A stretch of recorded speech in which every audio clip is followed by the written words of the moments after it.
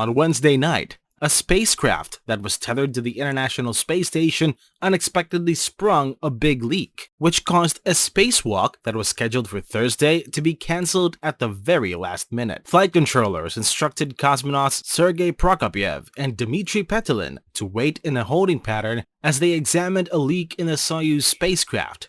The astronauts were already outfitted in spacesuits at the time. The airlock has been depressurized. After then, the spacewalk was terminated just before 10 o'clock Eastern Standard Time or 3 o'clock UTC Thursday. It seems that the leak started in an external cooling loop that was positioned near the back of the Soyuz MS-22 spacecraft. Spacewalk for NASA television, Public Affairs Officer Rob Navias described the spaceship as having a leak that was fairly substantial. The coolant leak was captured on video, and it was quite an amazing sight to see particles streaming continuously from the Soyuz.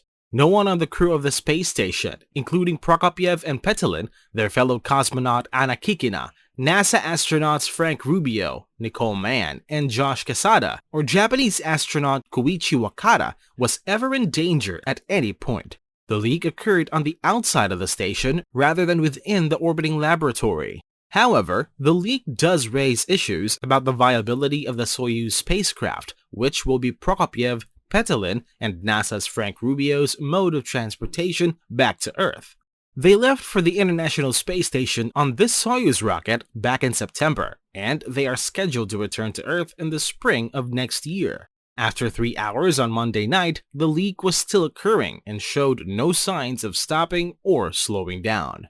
Because the Soyuz is a rugged spacecraft, it is possible that its capability to undock from the space station and return to Earth will not be affected in any way. On the other hand, if Russian engineers and those from NASA discover there is a problem, which is a possibility given that Rubio will be on board, a replacement Soyuz will have to be brought up to the space station. The Soyuz spacecraft do have the potential to launch themselves and dock without any human intervention. On the other hand, this would imply that the 3 members of the crew would not have access to a means of egress in the event of an emergency until the replacement ship arrives.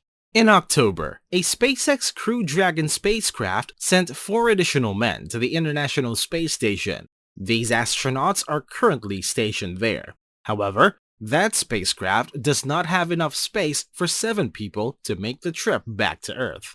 Because the leak has been going on for such a long time, NASA is probably concerned about the effect that all of that ammonia will have on the surfaces of the space station, as well as those of any other vessels that are docked there. It is likely that much of the ammonia will boil off the surface of the hardware over the course of time. But this will undoubtedly hamper operations as the United States Space Agency prepares to perform its own spacewalk on December 19 to install new solar arrays. Thank you so much for watching the video. Don't miss out on our latest uploads. If you wish to stay up to date with the latest space updates and discoveries, hit the subscribe button, like the video, and turn on all notifications to see more of our latest videos in the future.